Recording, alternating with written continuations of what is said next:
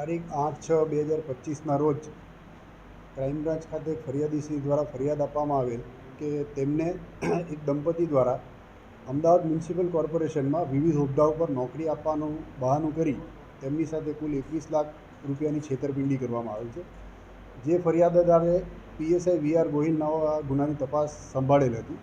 જે તપાસ દરમિયાન આરોપી ધર્મેન્દ્રભાઈ ભીખાભાઈ વિઠ્ઠલપરા અને અમીષાબેન ધર્મેન્દ્રભાઈ વિઠ્ઠલપરાનાઓની સંડોવણી બહાર આવેલી હતી.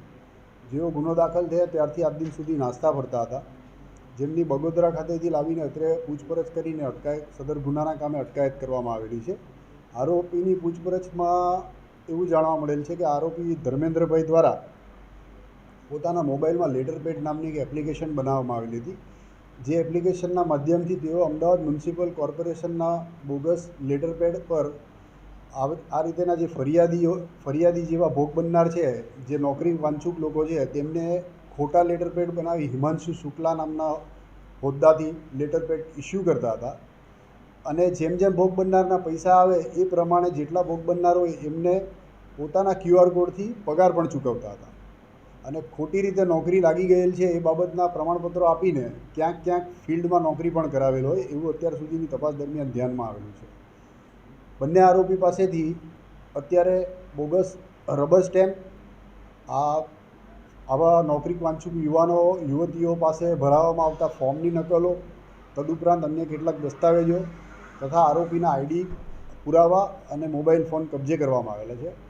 આરોપીઓના દિન 3ના નામદાર કોર્ટ દ્વારા પોલીસ કસ્ટડી રિમાન્ડ મંજૂર કરવામાં આવેલા છે.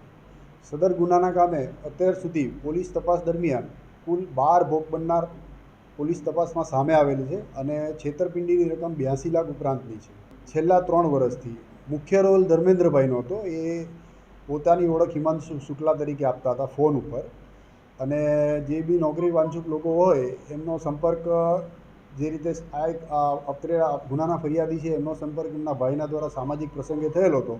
અને ત્યાં એમણે કીધેલું હતું કે અમે કોર્પોરેશનમાં નોકરી અપાવી શકીએ એમ છીએ, અમારી પાસે હોદ્દા મોટા અધિકારીઓને ઓળખાણ છે, તમારે નોકરી જોઈતી હોય તમને કહે.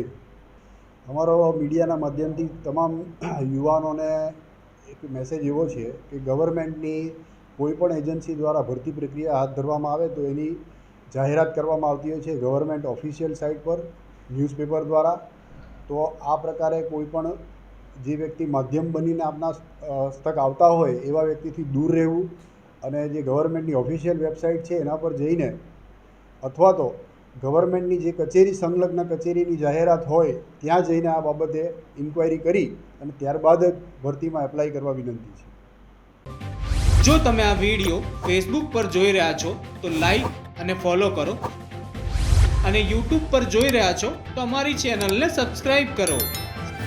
7day.com આઝાદી સમાચારોની.